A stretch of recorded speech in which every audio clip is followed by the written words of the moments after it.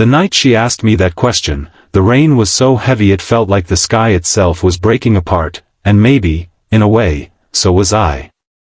I remember standing at the doorway, soaked in more than just water, holding years of loneliness like a second skin, when she looked at me with eyes that carried both fear and hope and said she had nowhere left to go. There are moments in life that don't just change your direction, they redefine who you are entirely. That was one of them. And I didn't know it yet, but the answer I gave her would echo through every part of my life. Before we go any further, if you believe in kindness, in second chances, and in the quiet power of one human being choosing to care for another, take a moment to like, comment, share, and subscribe to The Kindness Chronicles. Stories like this matter because they remind us who we can be, even when the world feels cold. I had spent most of my life building walls so high that even I couldn't see over them anymore. People think loneliness is loud, dramatic, full of tears and heartbreak, but the truth is, it's often quiet.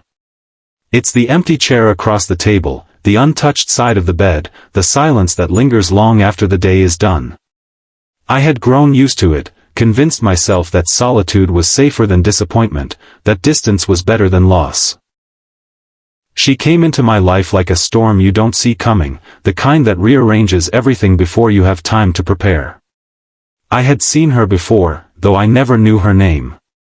She would sit at the corner of the small cafe I visited every morning, always alone, always staring out the window like she was waiting for something, or someone, that never arrived. There was a heaviness about her, something unspoken but deeply felt, like she was carrying more than anyone should have to bear. I never spoke to her then. I told myself it wasn't my place. People like me learn to mind their own business, to avoid entanglements, to keep life simple and predictable.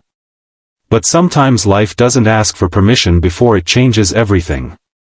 That night, the storm was unforgiving. The streets were nearly empty, the kind of silence that comes when people retreat indoors, seeking warmth and safety.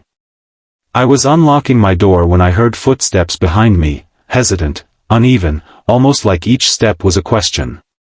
When I turned around, there she was, drenched, shivering, her face pale but determined. She didn't start with an explanation.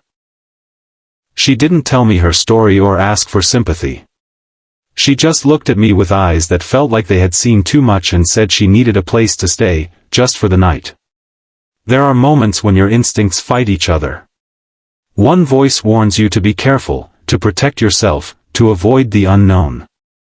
Another whispers something quieter but stronger, urging you to help, to trust, to be human.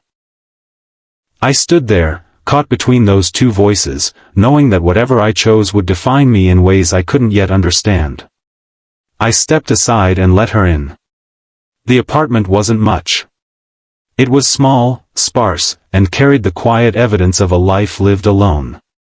She stood just inside the doorway, as if unsure whether she truly belonged there, water dripping onto the floor, her hands clenched tightly together.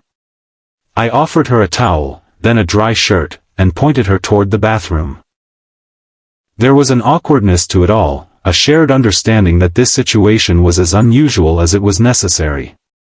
When she came back, she looked different, not just because she was dry, but because some of the fear had softened.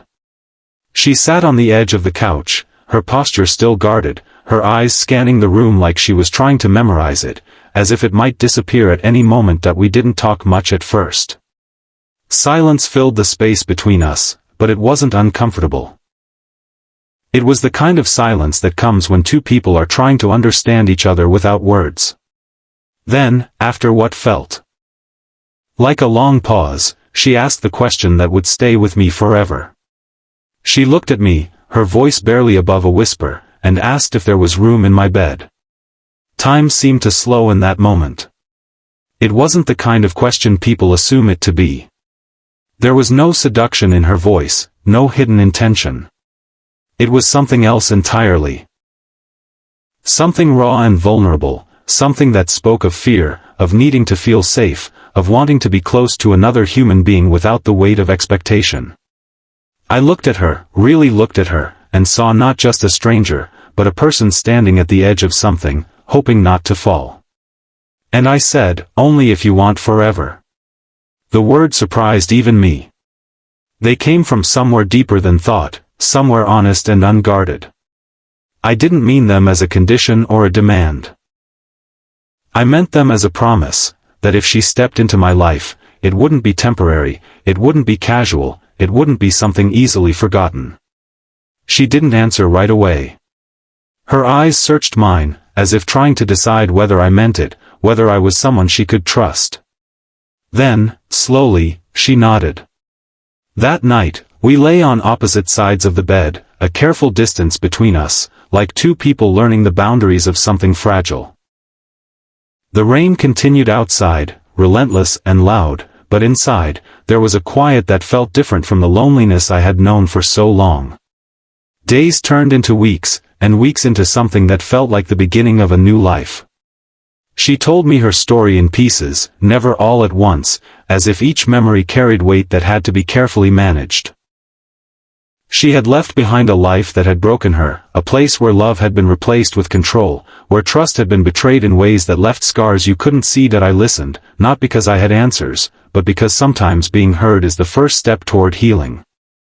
Living together wasn't easy. We were both carrying our own baggage. Our own fears, our own habits shaped by years of solitude and survival. There were moments of tension, misunderstandings that felt bigger than they were, nights when the silence returned, heavier than before. But there were also moments of quiet joy, the kind that sneaks up on you when you least expect it. Cooking together in a small kitchen, sharing stories late into the night, learning each other's rhythms and routines. Slowly, the apartment began to feel less like a place of isolation and more like a home.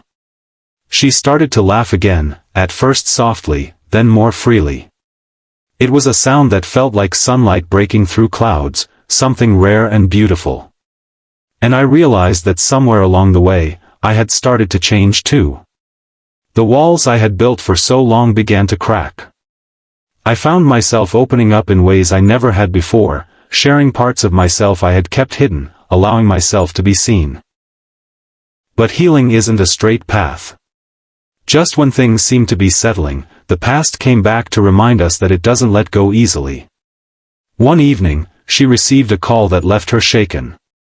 I didn't hear the words, but I saw the way her hands trembled, the way her face drained of color. The life she had left behind was trying to pull her back, threatening to undo everything she had fought to escape. Fear returned, stronger than before. She began to withdraw, building her own walls, pushing me away even as she stayed. It was a different kind of loneliness, being close to someone who felt so far away that I wanted to fix it, to protect her, to make everything okay, but I learned something important during that time. Some battles aren't yours to fight, no matter how much you care.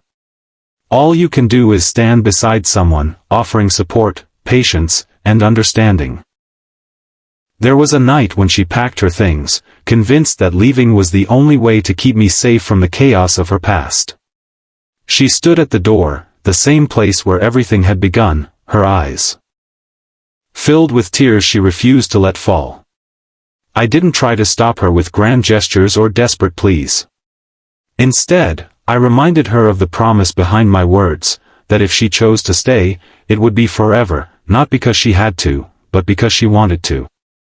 And then I told her something even more important, that forever doesn't mean perfect, it doesn't mean easy, it doesn't mean without fear.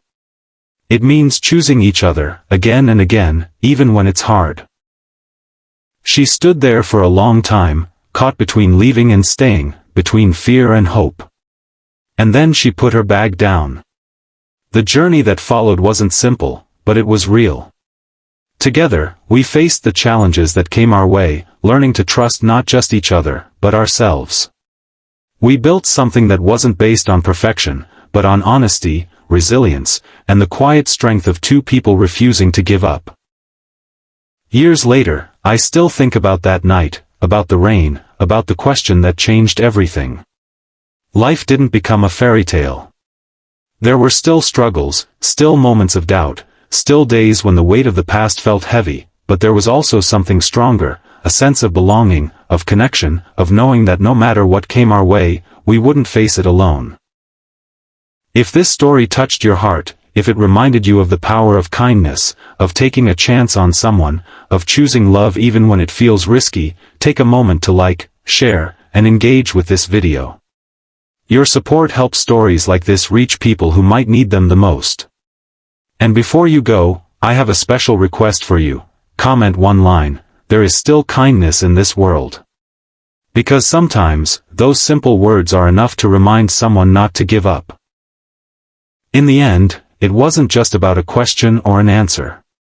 It was about two broken paths crossing at the right moment, about finding light in unexpected places, and about the kind of love that doesn't just change your life, it teaches you how to live it.